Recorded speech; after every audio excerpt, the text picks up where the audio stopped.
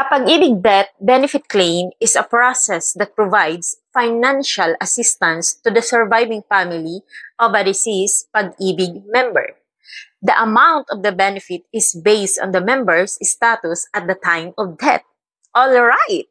Hi everyone! Welcome back to my channel. It's me, Lizelle, at kung bago ka dito sa aking channel, ay huwag mong kalimutan ang mag-subscribe at mag-like sa ating video.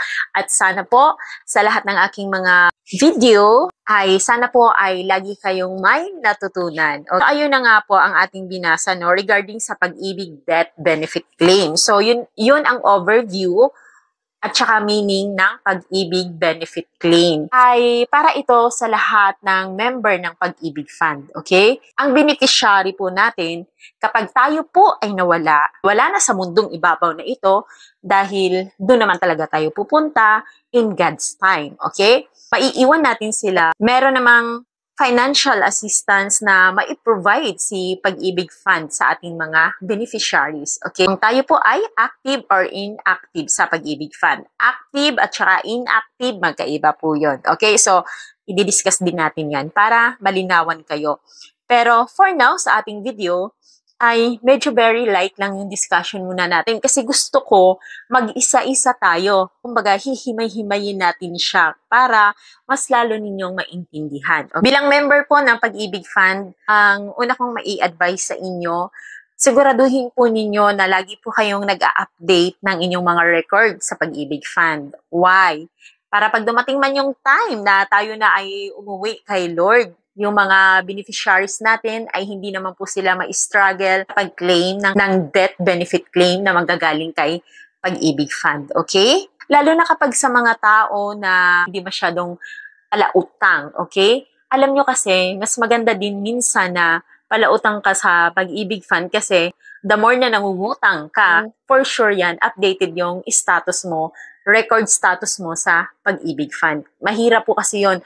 Alam niyo kung bakit nagkakaroon po tayo ng mga name discrepancy, ng mga multiple mid number, nagkakaroon tayo ng discrepancy sa ating mga birthday, sa ating mother's maiden name. So, kung hindi po ikaw yung tipong member ni Pag-ibig Fund or hindi ikaw yung tipo ng tao na palautang sa Pag-ibig Fund, siguraduhin nyo lang po na talagang nag-update kayo ng record, ha? Kasi kawawa naman ang ating mga beneficiaries na maiiwan.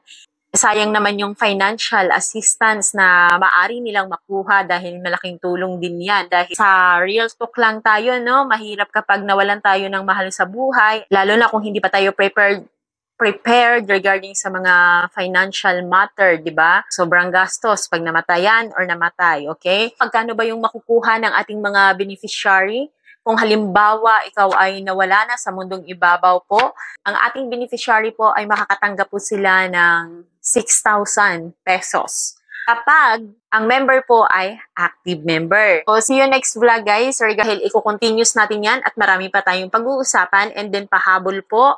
Ang death benefit claim po ba, halimbawa, namatay na po yung member ng Pag-ibig Fund. Like for example, asawa mo, namatay na siya, hindi nakalipas na ang 1 taon, pero hindi mo pa rin nakuha.